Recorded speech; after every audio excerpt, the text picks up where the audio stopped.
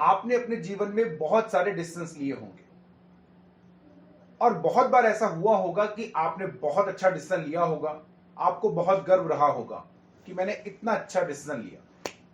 लेकिन कई बार ऐसा भी होता है कि आपको अपने ही लिए हुए डिसीजन पे रिग्रेट होता है, आपको बड़ा अफसोस होता है कि मैंने ये गलत डिसीजन कैसे ले लिया या मुझसे ये गलती कैसे हुई। और ये ज्यादातर तब होता है जब आपने वो डिसीजन, वो निर्णय उस समय लिया जब आप सबसे विषम परिस्थितियों में थे। मतलब जब आपके आसपास का पूरा वातावरण नकारात्मक है और आपके साथ जीवन में कुछ भी अच्छा नहीं हो रहा, जैसे आपका बिजनेस अच्छा नहीं चल रहा, या आप नौकरी नहीं कर पा रहे हैं, या नहीं है आपकी नौकरी चली गई है, आपके ऊपर परिवार की जिम्मेदारियां हैं, या कोई और ऐसा कोई परिस्थिति जिसमें आपके साथ सबसे बुरा हो रहा है। उस समय आप कितना अच्छा डिसीजन ले पाते हैं, यह आपके डिसीजन मेकिंग या आपके निर्णय लेने की क्षमता को दर्शाता है। और आपने जितने भी गलत निर्णय लिए, ये उन परिस्थितियों में लिए गए जब आप सबसे नकारात्मक परिस्थितियों से जूझ रहे थे। तो सवाल यह है कि फिर अगर हमारे सामने इतनी नकारात्मक स्थिति हो और मुझे कोई डिसीजन लेना है तो मैं कैसे लूं? क्योंकि जब सब कुछ अच्छा है तब तो कोई भी अच्छा डिसीजन ले लेगा। अच्छी परिस्थिति में अच्छा डिसीजन लेना कोई बहुत बड़ी बात नहीं होती, लेकिन बुरी परिस्थिति में, नकारात्मक परिस्थिति में एक अच्छा डिसीजन लेना यह ज्यादा महत्वपूर्ण होता है। तो सवाल है हम क्या करें? यदि मेरे सामने बहुत विकट परिस्थितियां हैं, बहुत नकारात्मक परिस्थितियां हैं और मुझे डिसीजन लेना है तो मैं एक अच्छा डिसीजन कैसे लूं? एक बार एक आदमी दो एक जैसे दिखने वाले हीरे एक गांव में लेकर पहुंचा। उनमें एक हीरा असली था और एक हीरा नकली था। उसने सब गांव वालों को एक चैलेंज दिया, एक प्रतियोगिता दी कि जो मुझे इन दोनों हीरो में फर्क बताएगा कि कौन सा असली है और कौन सा नकली, तो उस व्यक्ति को मैं 1 लाख रुपए दूंगा।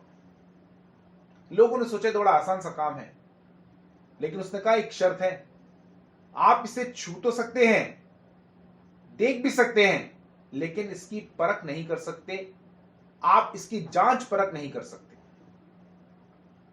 लोगों ने कहा फिर भी कौन सा बड़ा काम है, हीरा तो देखकर पहचान में आ जाता है कि ये असली है या नकली है। बहुत सारे लोग पहुंच गए, सब लोगों ने अपने अपने हिसाब से कोशिश करी, लेकिन कोई भी व्यक्ति ये नहीं बता पाया कि उन दोनों में से कौन सा हीरा असली है और कौन सा नकली, क्योंकि वो दोनों दिखने में इतने एक जैसे थे कि फर्क कर पाना असंभव। बहुत लोगों ने प्रयास करा, लेकिन किसी को भी कामयाबी नहीं मिली। धीरे धीरे ये बात आसपास के गांव तक पहुंची, वहां से भी लोग आने चालू हुए, पर किसी भी व्यक्ति को उन दोनों में हीरो में फर्क नहीं मालूम पड़ पाया। बात राजा तक पहुंची। राजा ने भी अपने बहुत से विद्वानों को भेजा, लेकिन औरों की तरह वो भी ये नहीं बता पाए कि दोनों में असली और नकली कौन सा था, क्योंकि वो दोनों दिखने में इतने जैसे लगते थे कि फर्क करना बड़ा मुश्किल था। दोनों की चमक, दोनों की कटिंग, दोनों का डिजाइन, दोनों की शेप, दोनों का आकार प्रकार सब एक जैसा था। तो लोगों को समझ में नहीं आ रहा था कि असली कौन सा है। दोनों में चमक भी ऐसी थी कि आपको देख के लगे कि दोनों हीरे एक जैसे हैं। धीरे धीरे कई दिन बीत गए, लेकिन कोई भी ये मालूम नहीं कर पाया कि इन दोनों में से असली हीरा कौन सा है या नकली हीरा कौन सा है। प्रतियोगिता का आखिरी दिन एक आदमी आया, उसने कहा मैं आपके सवाल का जवाब दे सकता हूं। लोगों को लगा शायद ये जौहरी होगा। जो आदमी वो हीरे लेकर आया था उसको भी लगा कि शायद कोई जौहरी है, इसलिए उसने अपनी शर्त फिर दोहराई कि श्रीमान आप इन हीरो को जांच परख नहीं सकते, आपको या तो सिर्फ छू के बताना है या देख के बताना है। उसने कहा श्रीमान बिल्कुल ऐसा ही होगा, मैं हीरो को छूकर ही या देखकर ही आपको बताऊंगा कि इन दोनों में से कौन सा असली है कौन सा नकली। लेकिन एक शर्त है मेरी, मैं चाहता हूं कि इन दोनों हीरो को 1 घंटे के लिए धूप में रखा जाए और उसके बाद मैं अपना जवाब दूंगा। लोगों को बड़ा आश्चर्य हो रहा था कि आखिर धूप में रखने से कैसे पता चलेगा, लेकिन उत्सुकता भी थी कि आखिर पता तो चले कि कौन सा असली और कौन सा नकली है। उस आदमी के कहे अनुसार उन दोनों हीरो को धूप में रख दिया गया। 1 घंटे बाद उन हीरो को लाया गया। जब उन हीरो को वापस लाया गया तो उस आदमी ने दोनों हीरो को अपने हाथ में लिया और उन्हें मुट्ठी बंद करके महसूस किया और तुरंत बता दिया कि कौन सा असली है और कौन सा नकली। वो व्यक्ति जो वो हीरे लाया था वो भी बड़ा आश्चर्यचकित हुआ। सब लोगों को ये उत्सुकता थी कि आखिर ये कैसे पता चला कि कौन सा हीरा असली है और कौन सा नकली। उन्होंने उस आदमी से पूछा। उसने कहा बड़ा आसान था, हीरा कभी भी कितनी भी धूप हो गर्म नहीं होता, वो हमेशा ठंडा रहता है। लेकिन जो दूसरा नकली हीरा था, यानी जो सिर्फ कांच का टुकड़ा था, वो जैसे ही उसके ऊपर धूप पड़ी वो गर्म होने लग गया।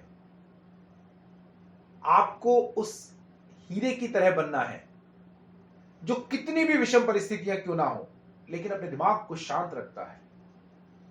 और एक अच्छा निर्णय लेने का जो आधार है, जो मूल मंत्र है, वो है कि आप अपने आप को कितना शांत रख पाते हैं, और खास तौर पे विषम परिस्थितियों में। क्योंकि जब सब कुछ आपके अनुसार हो रहा है तब तो सब कुछ अच्छा है ही, लेकिन सवाल महत्वपूर्ण क्या है, जब आपके हिसाब से कुछ नहीं हो रहा, सब विपरीत है, उस समय अपने आप को शांत रखना और एक अच्छा डिसीजन लेना, यह सबसे महत्वपूर्ण होता है। ज्यादातर लोग अपने बुरे समय में अपना गलत डिसीजन लेते हैं और इसका खामियाजा शायद हम लोगों को कभी कभी अपनी पूरी जिंदगी चुकाना पड़ता है, क्योंकि हर डिसीजन को आप बदल नहीं सकते। तो यह जरूरी है कि जब आप सबसे बुरी परिस्थितियों में हैं, विपरीत परिस्थितियों में हैं, तो अपने आप को शांत रखें और शांत रख के एक डिसीजन लें, परिस्थितियों को भली भांति समझें। और अगर आप ऐसा नहीं कर पाए तो यकीन मानिए आप अपने जीवन में कभी भी अच्छा डिसीजन नहीं ले पाएंगे। इसलिए शांत रहना बेहद जरूरी है।